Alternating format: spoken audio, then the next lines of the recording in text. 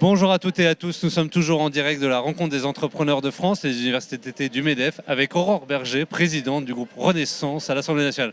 Bonjour Madame la Présidente, merci d'être avec nous.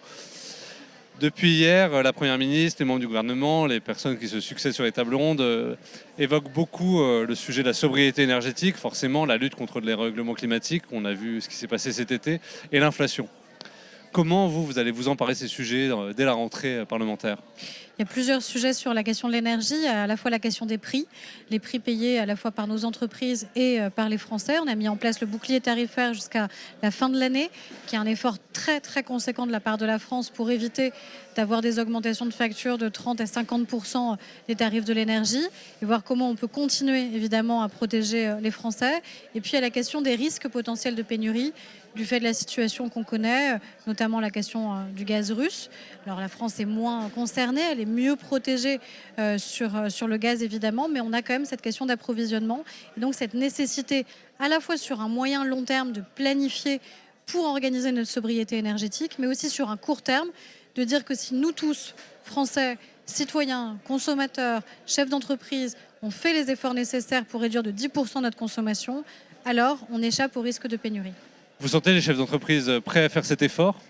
Je crois qu'ils sont concernés évidemment. Déjà, il y a deux choses. Il y a à la fois la pression citoyenne et la pression des consommateurs qui fait que de toute façon, ils savent qu'ils doivent aller dans cette direction-là et ils y vont déjà. Et quelles que soient les tailles d'entreprise, on voit bien à quel point elles ont verdi non seulement le discours mais les actes de manière très, très concrète. Et puis, il y a cet enjeu conjoncturel, encore une fois, de pénurie. Le risque, c'est quoi ?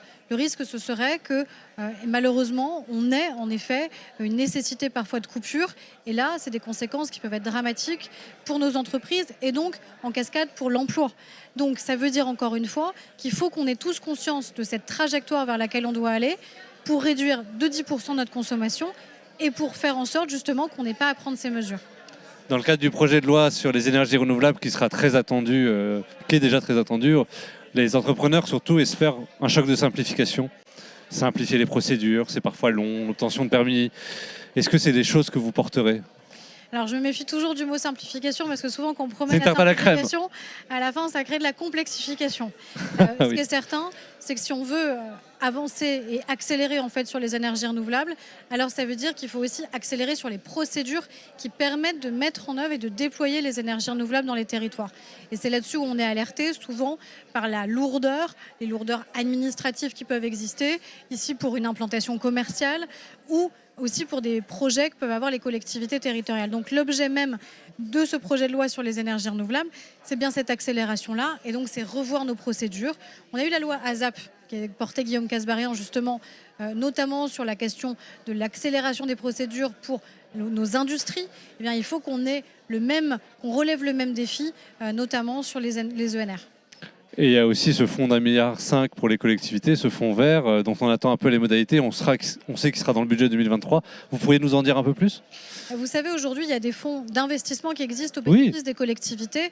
Elles sont habituées à les utiliser. Il y a les dotations de l'État, il y a eu France Relance. Le fonds de relance, il y a France 2030 aussi. Tout à fait. Donc elles sont habituées à répondre à des appels à projets. L'objectif, c'est quoi ? C'est que l'État, plutôt que de financer le fonctionnement des collectivités, accompagne les collectivités sur les défis d'investissement qu'elles ont. Et donc typiquement, on va aborder la rentrée scolaire, bien rénover un groupe scolaire pour faire en sorte qu'il soit plus respectueux de l'environnement et aussi plus économe, que les enfants aussi tout simplement ils soient mieux parce qu'il y a des îlots de fraîcheur.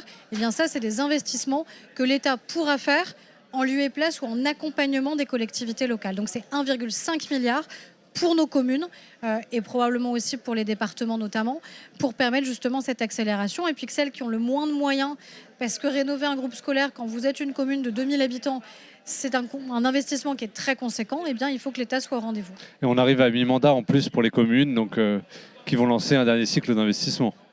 Dernier cycle d'investissement, et encore une fois, là aussi, les communes, les maires sont très attendus par leurs propres citoyens sur ces enjeux-là.